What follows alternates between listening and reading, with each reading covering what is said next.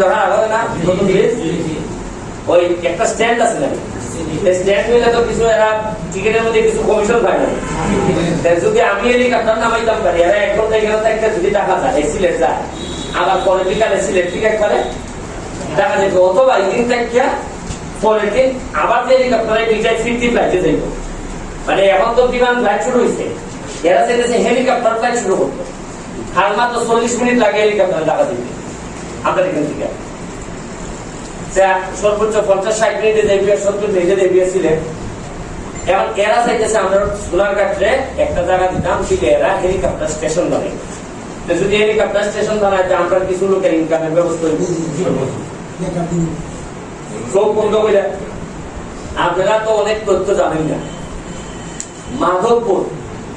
সারা বাংলাদেশের মধ্যে ধনীদের মধ্যে প্রায় 1 নম্বর উপজেলা হিসাবে এখন বুঝেন কি পরিমাণ ইন্ডাস্ট্রি হয়েছে কি পরিমাণ টাকার মালিক হয়েছে আগে যে 1 শতক জায়গার দাম মাধবপুরের দাম আছে তার চেয়ে অনেক গুণ বেড়ে গেছে আর সোনারঘাট হইল গিয়া সবচেয়ে সম্ভাবনার জায়গা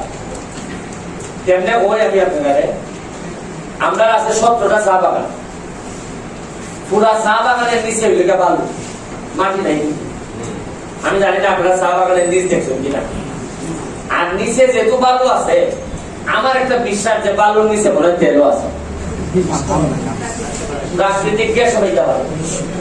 কারণ আপনি সৌদি আরব আর মিডল ইস্টে আমরা একটা ইসলামের কথা আছে যে নবীজিরা যে জায়গাতে আসছে বা আমাদের ইসলামিক স্কলাররা যে জায়গায় আছে এই জায়গা নিচে বেলে খালি মাটি তেল আর তেল সম্পদে পরিপূর্ণ তারার কথা যদি সত্যি থাকে 360 জন আউলিয়া তো আমরা এইটা আসবো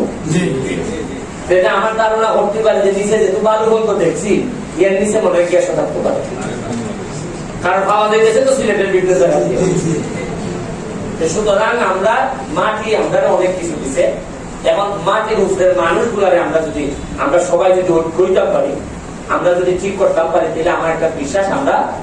এই সোনারঘাট মাধবপুরের ইতিহাস বদলাই দিতাম পারি এবং যে সব কারণে ইতিহাসটা বদলানোর দরকার এটা খালি সোনারঘাট মাধবপুরের লেখে না সারা বাংলাদেশের মানুষ আপনি আশ্চর্যই বা যে প্রতিদিন ওইটা খবর নেয় যে সোনারঘাট মাধবপুর কি দল নাইলে আমি